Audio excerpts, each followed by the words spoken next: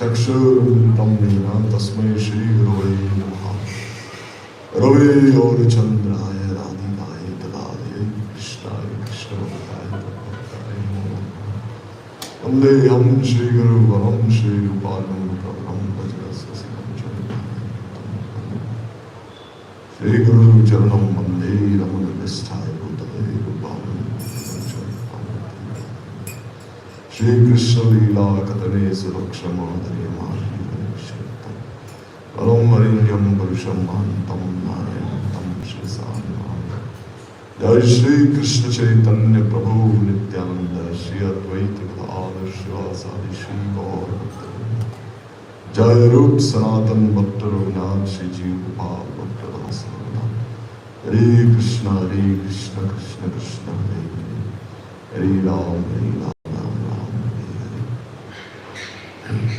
First of all, I offer my Shashtanga Dandot Pranams at the Lotus feet of our spiritual masters.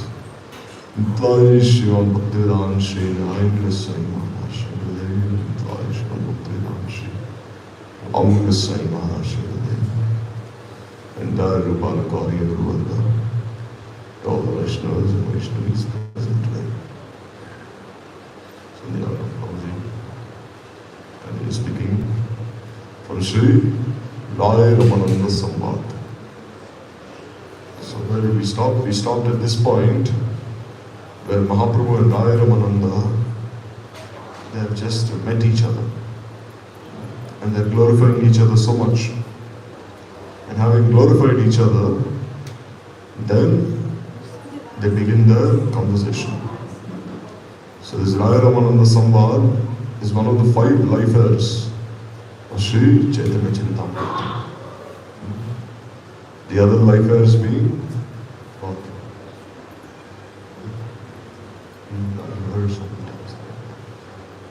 Is Mahaprabhu's conversation with Rupa Goswami is one.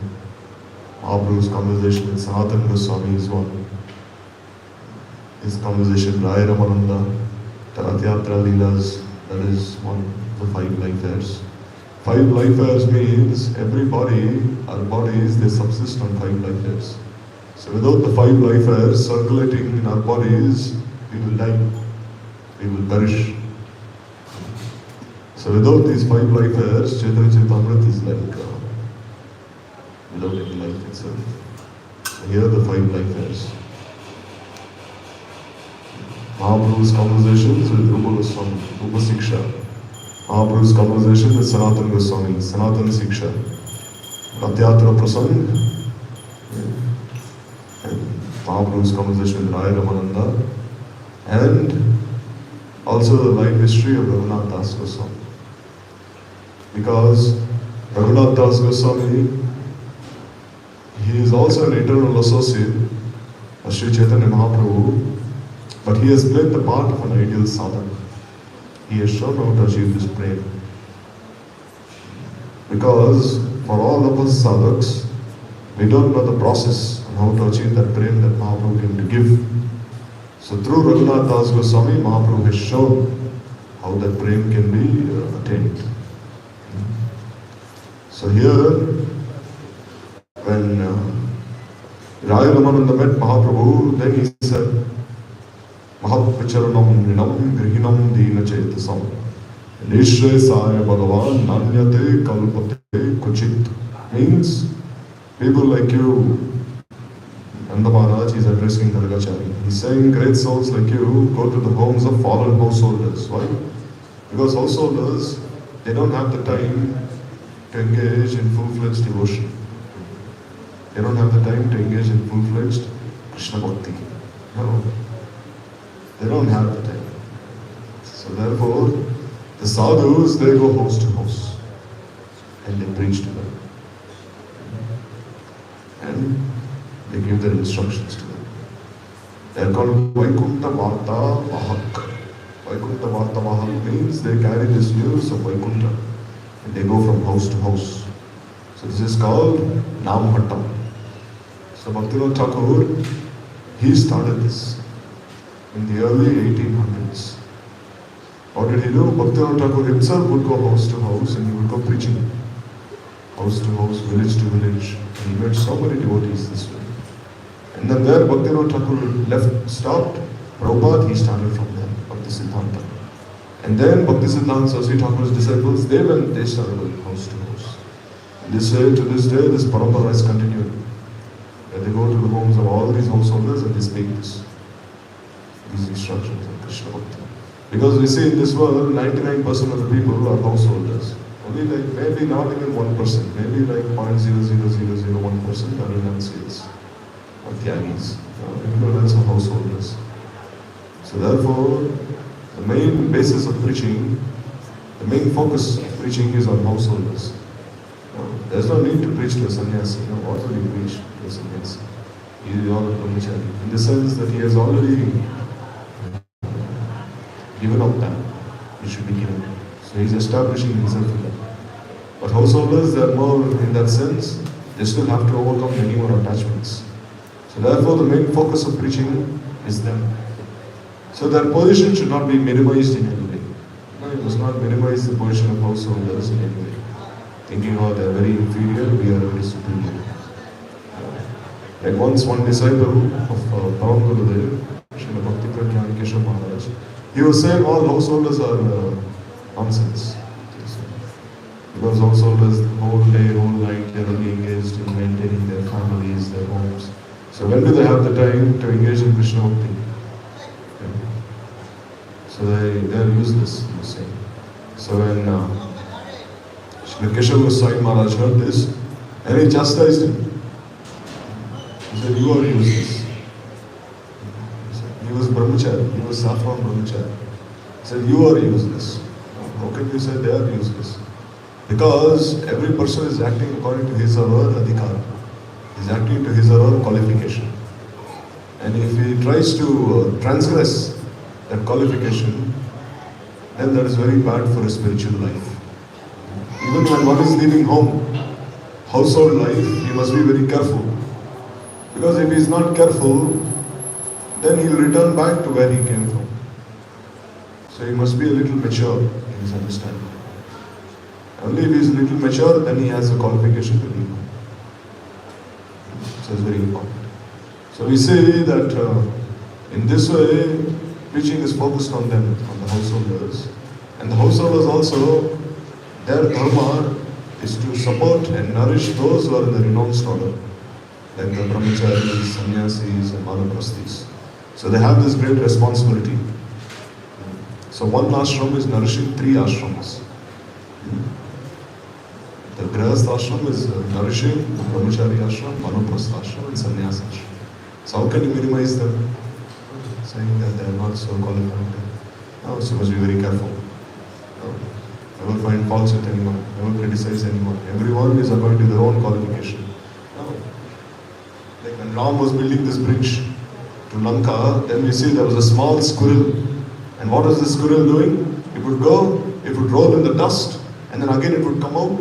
And then when the monkeys, when the Vanaras were placing huge stones, mountains and boulders to build a bridge across Lanka, these squirrels, they would come, they would roll in the dust, and then they would come there and they would again shake that dust off.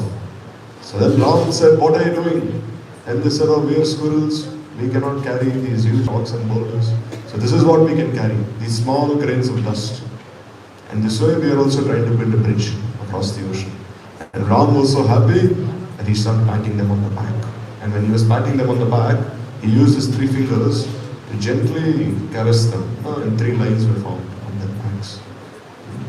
So we see this way, every person is acting, he is executing his dharma. So who are we to judge anyone? So here, Nanda Maharaj, when Gargacharya came to his house, then he spoke the shloka. This was that Mahat Vicharanam Nrinam Grihinam Dina Chaitasam Nishray Sare Bhagavan Nanyat Kalpate Kochit. Saying, sometimes great souls go to the homes of householders who are deprived of the association of saintly persons. They do this simply for the eternal good fortune of such family persons. Because those family persons are so immersed in material affairs that they are unable even to visit the ashrams of the sadhus. They don't have the time. Where do they have the time to visit the ashrams where the sadhus stay? So the sadhu himself goes to their house. This is the sign of the causeless mercy. The bona fide sadhu. Not some imitation sadhu. Bona fide. What is pure sadhu. He will go and he will speak Harikatha to them. Sometimes even such strong Harikatha that the householders cannot even tolerate. But still he will speak for their benefit, for their well-being. Therefore, can there be any reason that you have visited me other than for my own auspiciousness? So Raya Ramananda, he is glorifying Mahaprabhu. Mahaprabhu, you have come here only for my well-being, for my auspiciousness. So therefore, I am so much indebted to you, so obliged to you.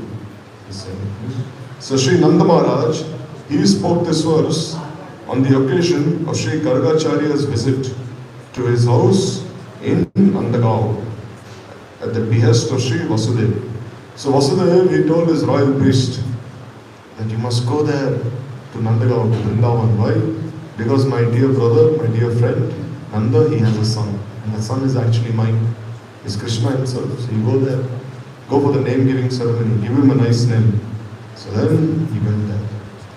In this verse, the two words, Grihinam and Dina Chetasam. So Grihinam means householders are very attached. And Dina Chetasam means are very lowly, being engaged in family maintenance and nothing more. So this indicates Nanda Maharaj's humility. So when Nanda Maharaj is saying, I am a fallen householder, he is the father of Krishna, the eternal father of Krishna. But look at his humility. He is saying, I am so fallen. I am a fallen householder. I have no time for sadhu sangha. So you yourself are coming and giving me your association.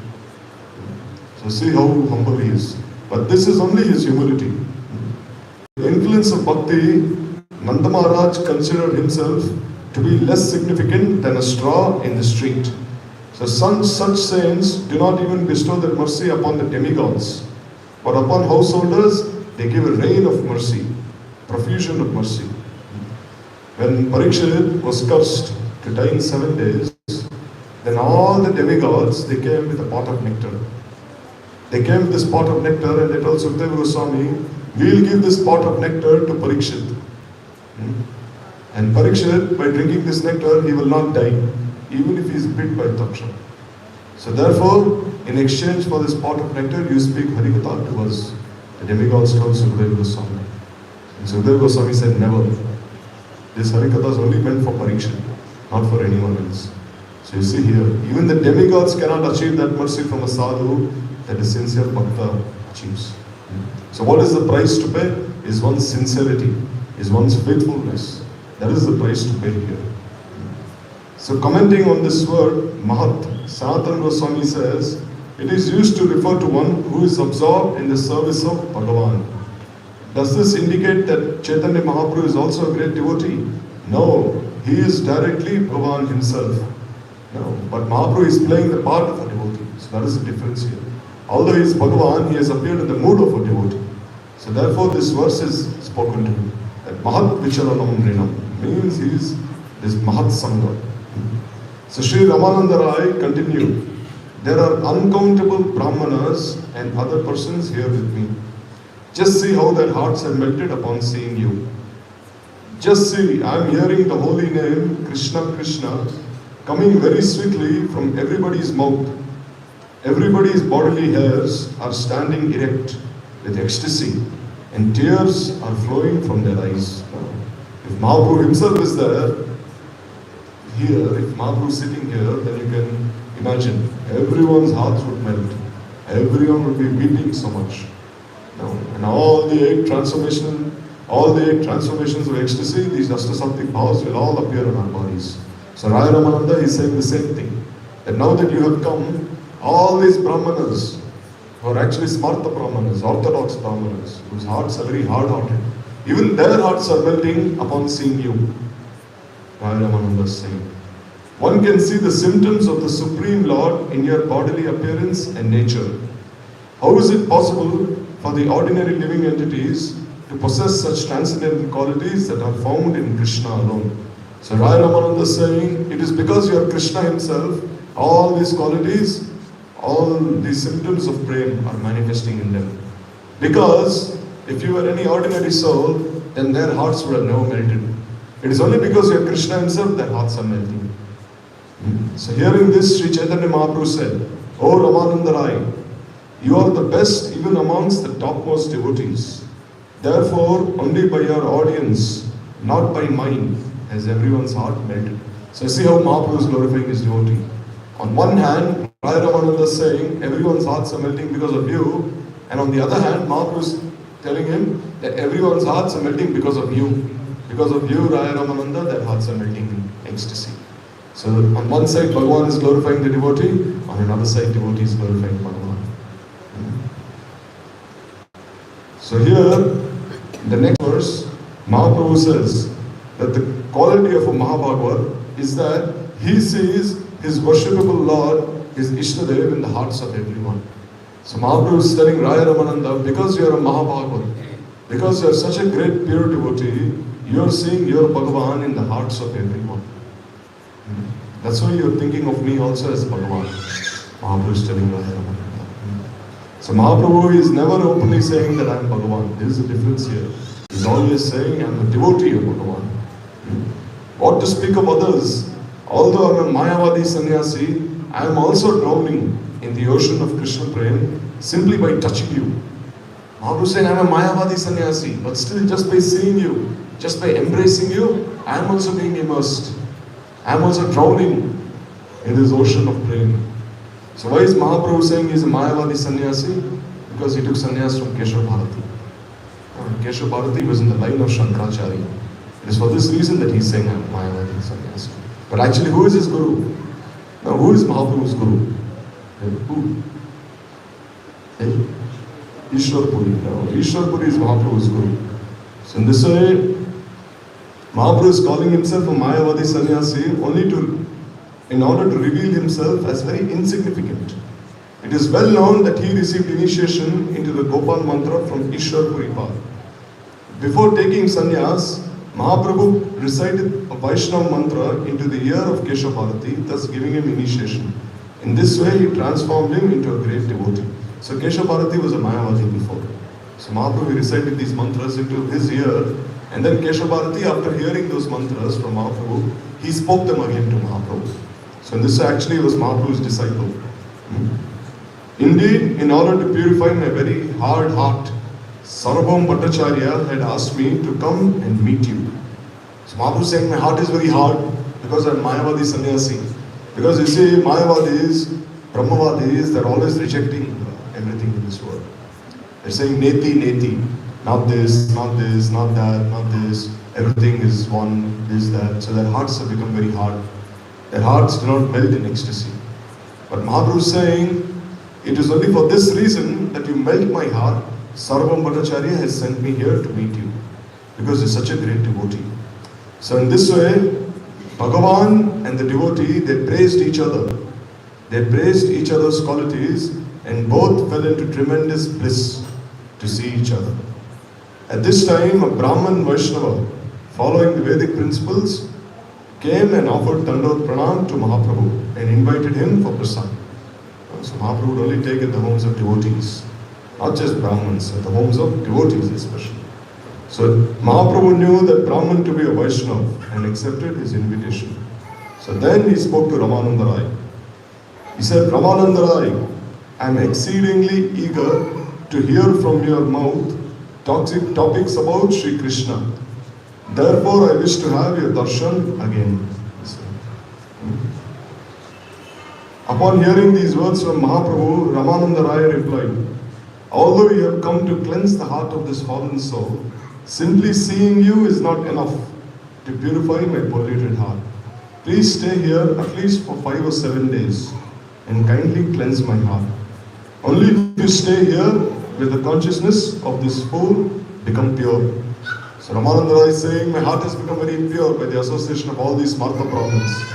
So he's saying, oh Mahaprabhu, oh Krishna Chaitanya, you kindly stay here at least for 1 week, for 10 days, and give me your association. He's saying, you must have this greed. You must have the greed to associate. If you don't have this greed to associate, then how will you ever advance in bhakti? You will never advance in bhakti. Like recently, there was this debate going on, because there are some devotees who claim that there is no need to associate with pure devotees. They say that like whatever our predecessor Acharya has given, that is enough. They say. Like some devotees, they say whatever Swami Prabhupada has given, that is enough. Full stop. That's it. No need to associate with anyone again in the future. Whatever he has given through his classes, through his books, that is enough. Like for example, what do? In front of Swami Prabhupada's deity, they put a speaker, and Prabhupada is giving class, and everyone is sitting there, and it seems that Prabhupada is speaking through this deity. So they say this is our line. They say we are Prabhupada Nukas. And they say no need for any other devotee. Prabhupada is enough for us. So on one scale, on one hand, this is also good. They have a lot of nishtha towards Prabhupada. No, this is not something to be like criticized. This is okay. But still, on the other hand, they are actually rejecting all the other pure devotees. This is not good. Because if you are accepting a garland of flowers, you see there are many different flowers. 1, 2, 3, 4, 5, 6, 7, 8. But if you are plucking out one flower from that garland by force, you pluck it out, then all the other flowers will also follow it. So similarly, if you are independently taking one Acharya and giving him all the respect that you have, but you are not giving so much respect to the other Acharyas, then how is that any respect to him in the first place?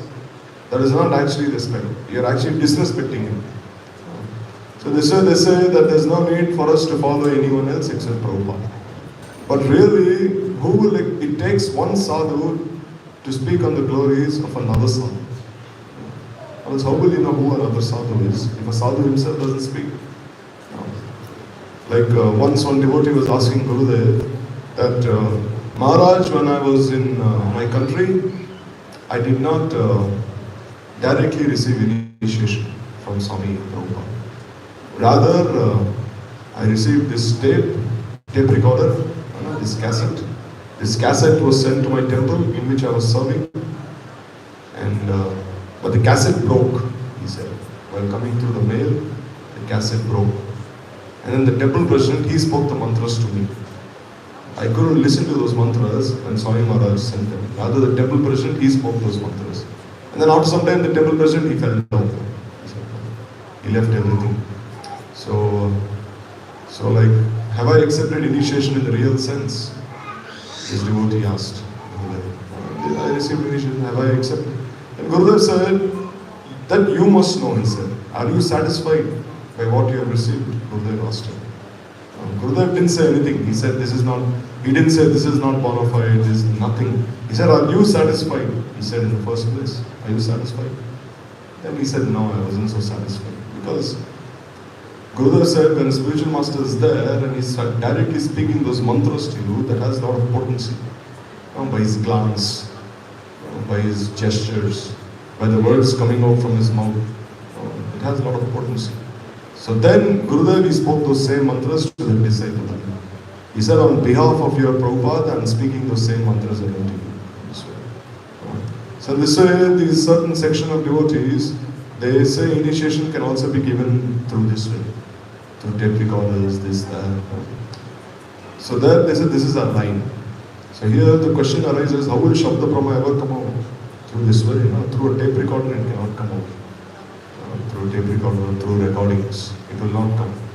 But on the other hand, that nishtha is also in one way praiseworthy. On one hand, because they have so much nishtha. They're saying this is like bona fide. So yes, this is also good. But on the other hand, you must also think deeply about this. Because if you think there are no sadhus in this world, this is actually a very atheistic mentality. This world will not survive even for one moment if there is no sadhu in this world. Not even one moment. Our Guru Varga have said this. Vaman Goswami Maharaj, Gurudev, Prabhupada Saraswati Thakur, they have said this line will always continue eternally. This line of the sadhus. Don't think there will ever be a time when the world is bereft of sadhus. There will always be one of these sadhus. There will always be someone to guide. Because the whole point of this creation is what? The whole point of this creation is that people, they situate themselves in Krishna Bhakti and they become liberated from this material existence. This is the very point of Bhagavan creating this world. And what is the very root of them attaining Krishna Bhakti? It is sadhu sangha. So if there is no sadhu in the first place, then how will they ever achieve pure Krishna Bhakti? Impossible. So there will always be sadhus, but you must have the eyes to see them. Also, if you don't have the eyes to see them, then how will you recognize who a sadhu is? Like Tulsidas, it is said that he couldn't recognize who Hanuman was. Because Hanuman, when he first came there, he appeared as an old man with leprosy. So Tulsidas was thinking, who is Hanuman here? Then he heard, Hanuman is the first to come wherever Ram Katha is spoken, and he's the last to leave. So then when he saw an old man with leprosy, he was coming first to listen to Ram Katha. And after everyone was leaving, he was the last to leave. Then Tulsidas realized that this is Hanuman himself, and he got hold of his feet. How can you recognize who a sadhu is? Like once Gaur Krishnadas Babaji Maharaj, when he was staying in Navadvip, so many people would come to him and they would say, oh Baba, you bless us, you bless me that I have a nice wife, you bless me that I get a nice job, this, that. So Babaji Maharaj, he became very annoyed. So look at these people. Is there even one person who is genuinely approaching me for Krishna Bhakti? They're only approaching me for all these nonsense things. Then Gaur Krishnadas Babaji, he spoke of one story. He said there was one Babaji, what did he do? He saw that so many people were disturbing him. So then, in that village, there was a very beautiful young woman. So he told that young woman, you stay outside my bhajan kuti. He told that young lady. And the young lady, she said, why are you saying this? I should stay outside here. He said, you just stay there, he said. Just don't do anything, just stay outside. You can water the plants there, do whatever you want. So then when this young lady started staying outside his bhajan kuti, then all those very people, those same people who were falling at his feet previously, they started criticizing this sadhu so much. They just see, he's keeping this young woman outside his bhajan kuti. He's enjoying with her. Who is this young lady? He's nicely enjoying with her and he's claiming he's a sadhu. So then this way they all stopped seeing it and they all started criticizing him.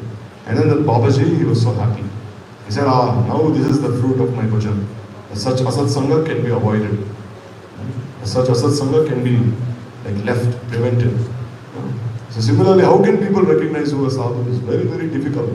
It is not so easy to know who he is. So in this way, Raya Ramananda, he told Mahaprabhu that kindly stay here for a few days. So although separation from one another was unbearable for both, Raya Ramananda offered his obeisances to Mahaprabhu and he departed for his royal palace. And Sri Mahaprabhu then went to the house of the Brahmins and he accepted Bhiksha there. So both the devotee and Bhagavan were eager within their hearts to meet each other. So you see here, Mahaprabhu, he accepted Bhiksha from the homes of others, but he never cooked himself. So here it says sannyasis should never cook for themselves. There's actually a regulation in the Shastras. They should never cook for themselves. They should do Madhukari Bhiksha. But now it is like a little difficult because someone may have some health problems, so he may have to cook for himself. So that's like an exemption. But normally there is a regulation in scriptures that sannyasis should not cook for themselves. Mahaprabhu himself was a wonderful cook. He used to cook for Ishwar Puri, he used to cook for the devotees, so he could have cooked himself. But he was only doing Madhukari Bhiksha. But there are exemptions, because sometimes like if your health is not so good, then you cannot do your proper seva, then you have to cook for yourself.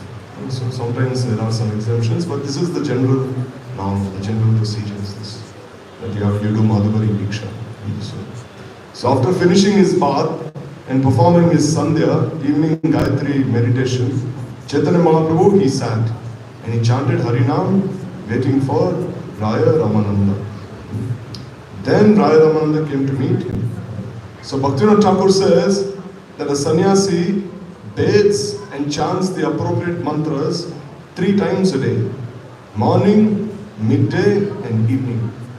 So here sannyasi has a bath 3 times a day, Bhaktivinoda Thakur is saying.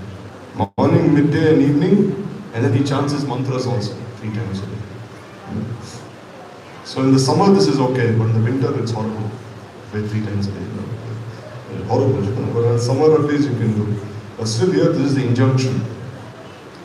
Also at dusk, that is in the evening, Mahaprabhu sat chanted Harinam after taking bath and chanting the Sandhya mantras known as Anik. So it's very important to chant these mantras. If you don't chant these mantras, you will never get Sambandha Jnana. Some devotees think there's no need to chant Anik. Then why should we chant? They say we'll chant Harinam. No need to chant all these mantras. But without chanting these mantras, how can you chant pure Harinam? Shuddha Harinam, you cannot chant. Because whatever we are chanting now is like Namaparad. By chanting these mantras, your Harinam becomes more and more pure. Like for example, if there's rice, there are many grains of rice. If you want to boil these grains of rice, you need a pot, you need water, you need wood to light a fire, you need a matchstick, you need some dry leaves, you need so many things. Only when you have all these things, only then can you place that pot of rice on some wood, boil it, and then rice will come. Or else how can you hope to get rice? So similarly, that rice is Harinam. No. But that rice, if it's raw, then that's like Namaparad. If the rice is cooked, that is Shuddhanam. So to cook that rice, what do you need? You need wood, fire, all these things, leaves. So these Diksha mantras are like that. You need all those things to cook that rice. And the rice is Harinam itself. No. So don't neglect to chant these mantras. No. You see so many. Even if I was seeing one video, very old video, Gurudev was in one country. There also, Gurudev exactly at the right time of the day, he was chanting Sani. Right time of the day. And you see even Swami Maharaj also. No? You can see so many videos. He's chanting his Diksha mantras. All our acharyas. They're like eternal associates of Bhagavan, but still they're setting the example. They're also chanting these mantras. Like in one video, if you see, Swami Maharaj, he's chanting his mantras this way. Like he's keeping his brown thread here and he's chanting it like underneath here. On the basis of that video, all the devotees, they also follow Swami Maharaj's footsteps and they also chant their Anik this way. No, this way, they also chant this way. Because that is their Nishtha in Prabhupada. No. So similarly, our acharyas themselves are showing that don't neglect to chant these mantras. No. So then Raya Ramananda, he approached and respectfully offered his obeisances to Mahaprabhu. The Lord arose and embraced him with great prema. Then they began to discuss topics of Krishna in a secluded place. So you see here, secluded place means where it is a place free of non-devotees. Because if non-devotees, abhaktas, come to such a place, they are sure to pollute that place by their very presence. By their very presence, they will pollute that place. It is normal. So Mahaprabhu, he told Raya Ramananda, let's go to a place where they are not there. Where we are by ourselves. And they went to such a place. So then Mahaprabhu, he began by saying, Oh Ramananda Rai, what is the sadhya, the goal, and the sadhana? So you see here, first Mahaprabhu is asking, what is the goal? And then he's saying, what is the means to achieve that goal? The sadhana. Not that first you follow the process and then you achieve the goal. No. No, like if you want to go to a place in a train, first you have to buy the ticket for that place where you want to go. No, if you're going from Mathura to Delhi, you have to buy a ticket to Delhi and then you should sit in the train.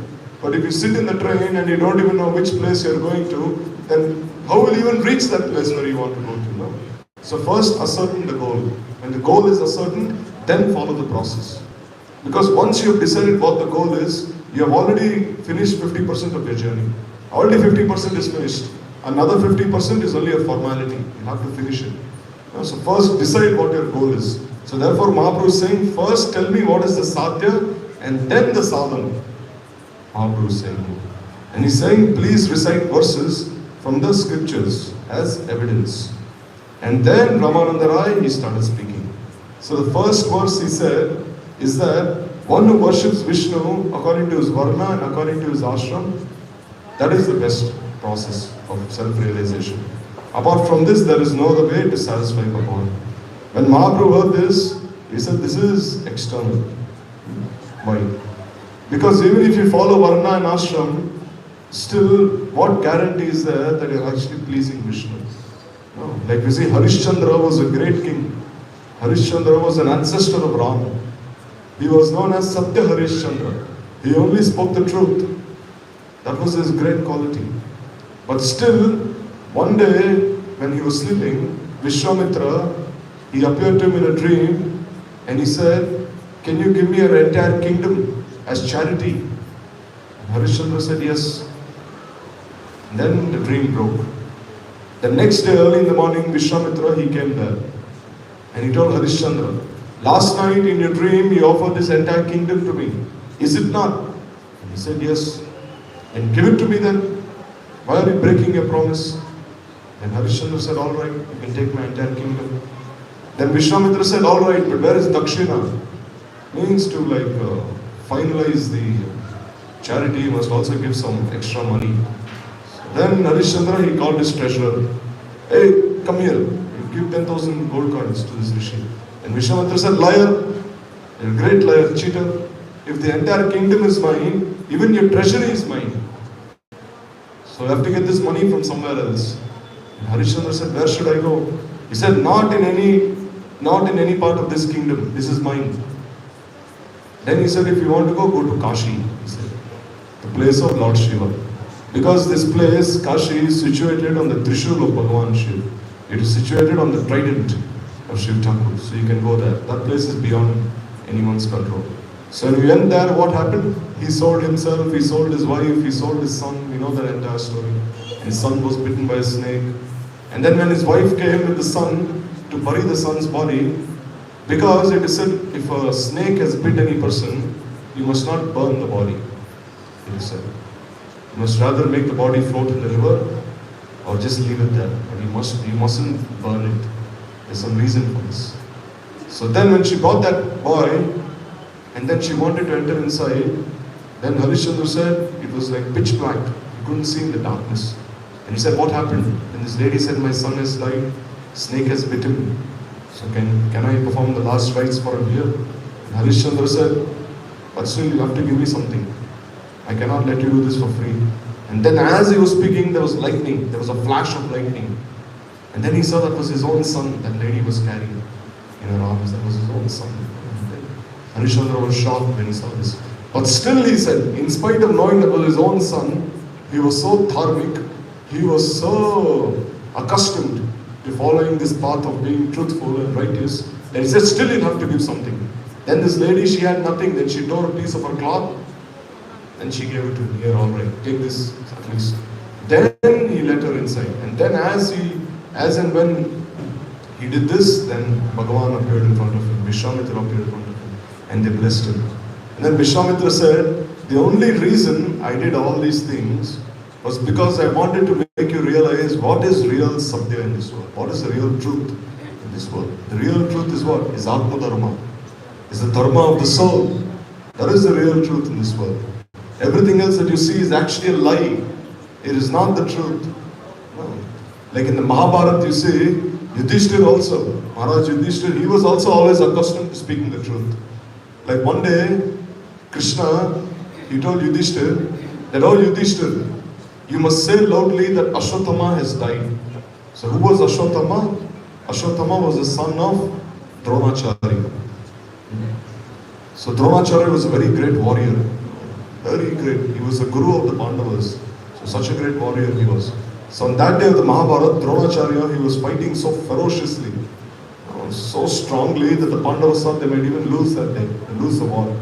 So then Dronacharya, he was very much attached to his son, Ashwatthama. So on that day, what happened? Bhima, he killed one elephant called Ashwatthama. There was an elephant there called Ashwatthama. So Bhima, he took his club and threw it. The elephant died. So then Krishna, he told Yudhishthir, that Yudhishthir, now you must say Ashwatthama has died. Because Dronacharya will not believe anyone's words except yours. Because you always speak the truth. You're Dharmaraj. And Yudhishthira told Krishna, how can I say that? I can never speak a lie.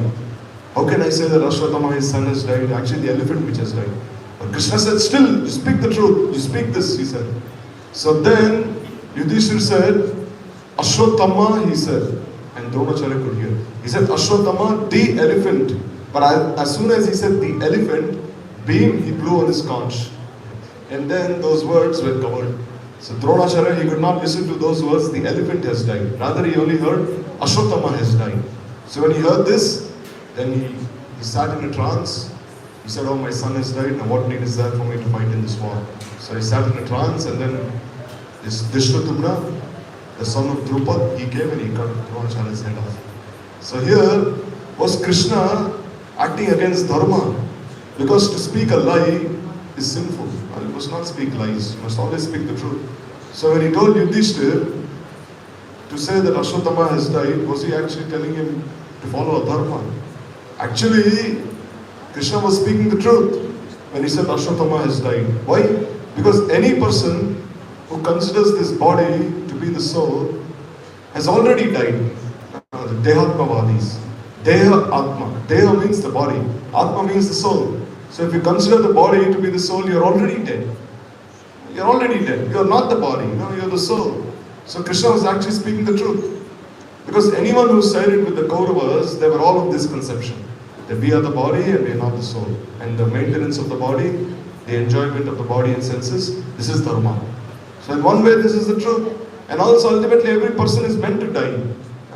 Any person who is in this world, any embodied soul, conditioned soul is meant to die one day in this world. We cannot stay here for long. Is there any person in the history of mankind, except for maybe a handful of personalities, who are immortal? Is there anyone? Never.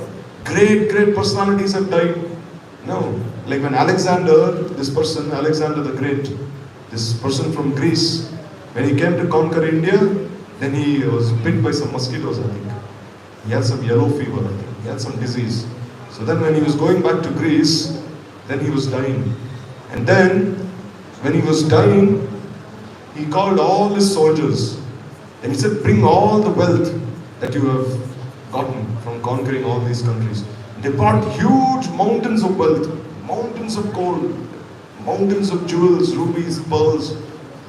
Cannot even conceive of this wealth, priceless wealth.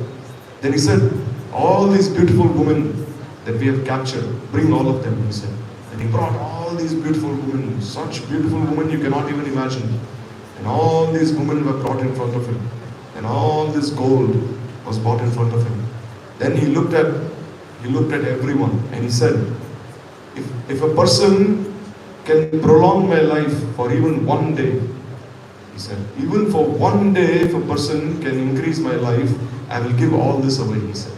I'll give all these women away to that person. I'll give all this gold away to that person. He said, I'll give all these soldiers away to that person. I'll give my kingdom away to that person, he said. If he can increase my life even by one day, he said. And could they increase his life? No. He died. No. And when he died, Alexander, he told his soldiers that when I'm dying, you must bury my body in such a way that my two hands are like this, he said. So then they said, what kind of request is this? Why should your two hands be this way? Because he said, when a person comes to this world, he comes empty-handed. When he leaves empty-handed.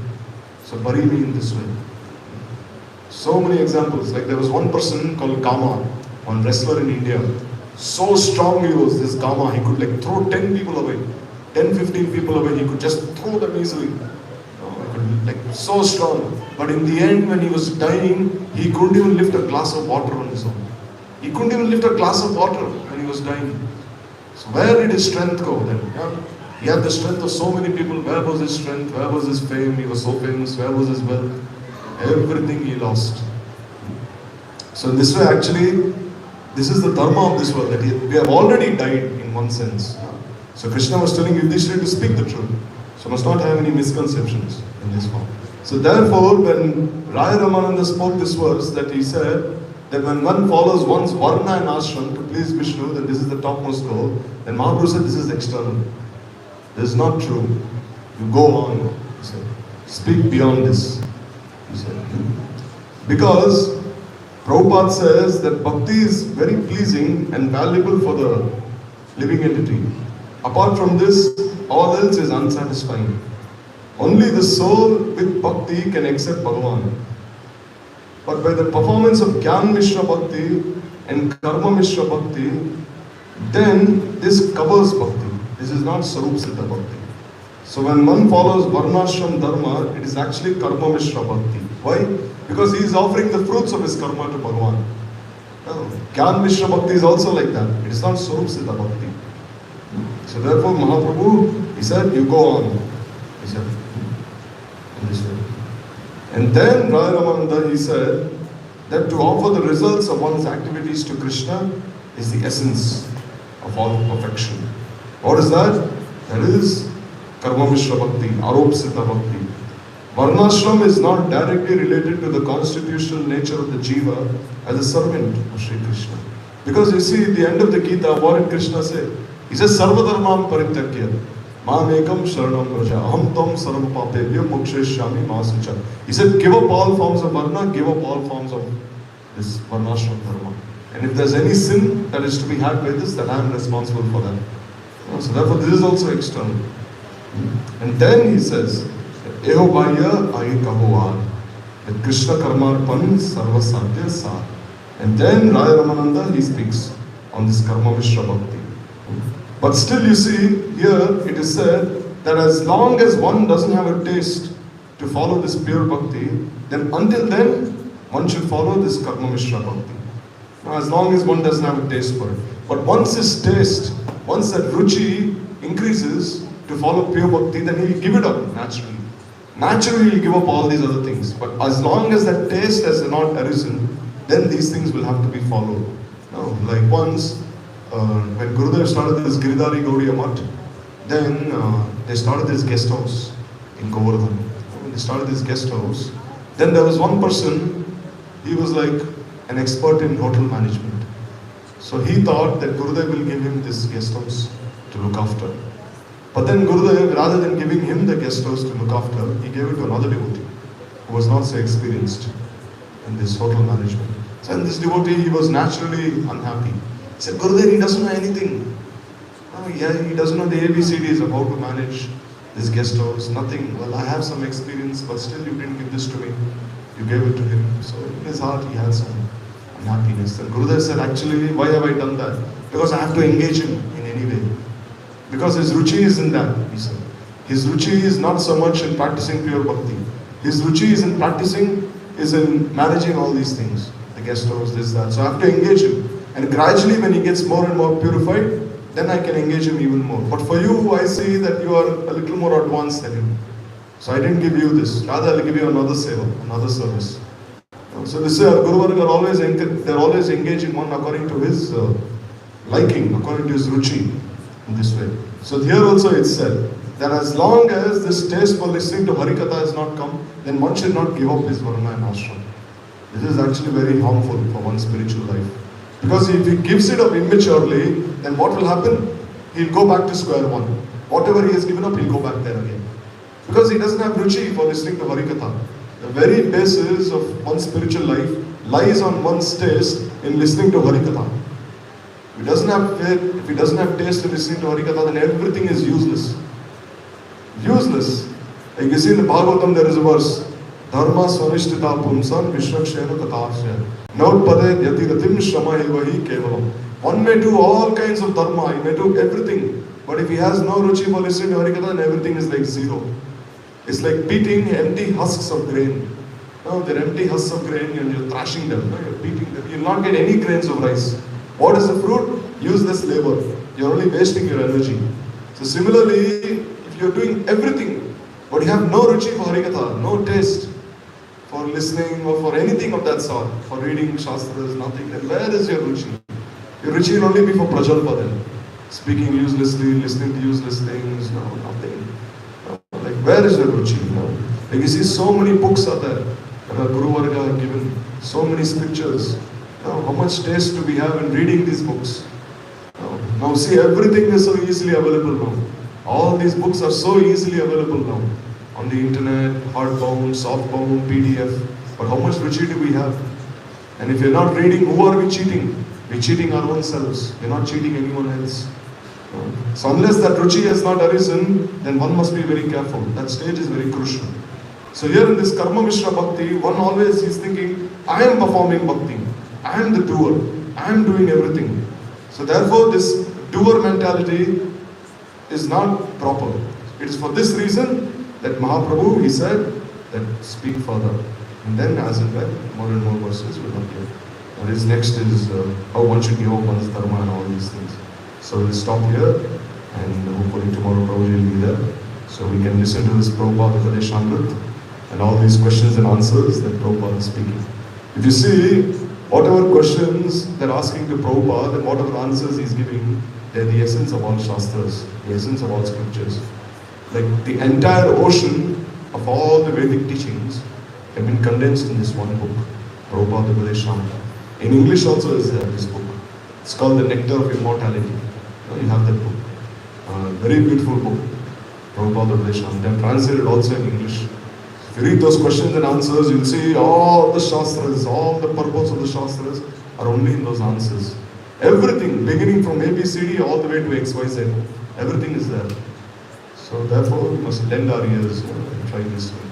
And not just listening, also try practicing in our lives. Because listening is only a luxury.